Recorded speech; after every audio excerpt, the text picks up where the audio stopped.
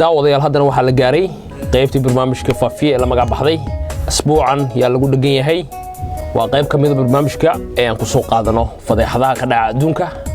asbuucan yaad isleedahay in lagu dhagan yahay ama ay indho wada daawanayaan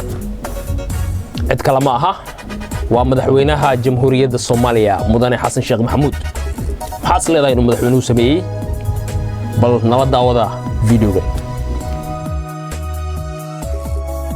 madaxweynaha jamhuuriyadda Soomaaliya mudane Xasan Sheekh Maxamuud ayaa ka qayb galay aas qaran oo loo sameeyay ciidamadii Kenyaanka ahaa ee al-shabaab ku dileen deegaanka Ceel Cadde madaxweynaha ayaa halkaas ka jeediyay khudbad isagoo u ballan qaaday dawladda Kenya inuu sii xoojin doono dagaalka ay dawladdu kula jirto ururka al-shabaab hase yeeshee shacabka Soomaaliyeed baryahan waxay aad u hadal hayaan fal uu madaxweynuhu halkaas ka sameeyay kaasoo ah inuu madaxweynuhu ururkacay mayd meesha la soo dhigay taas ayaa ummadda muslimka ah aad ula yaabeen iyagoo aad iyo aad uga xanaaqay madaxweynaha ayaa aad iyo aad loogu dacaadeeyay arrinkaas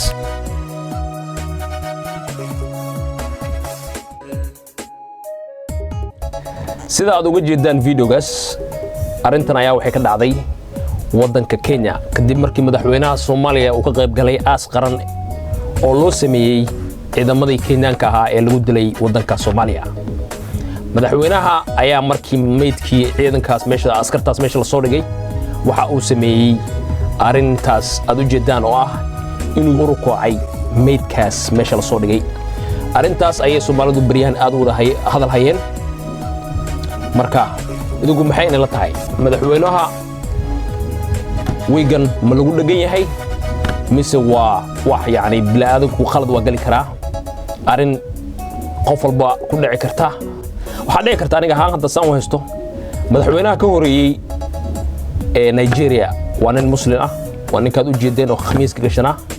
ma dhici karta madaxweynuhu inuu siirniyo ninkii khamiiska gashana waa ka soo jeeday waa ururkacay adigana de meesha ka harin fikirkiina ka dhibta waxaad nagala soo xiriirtaan emailkeena editor@faafiye.com mise waxaad noo reebtaan comments let us know what you think about it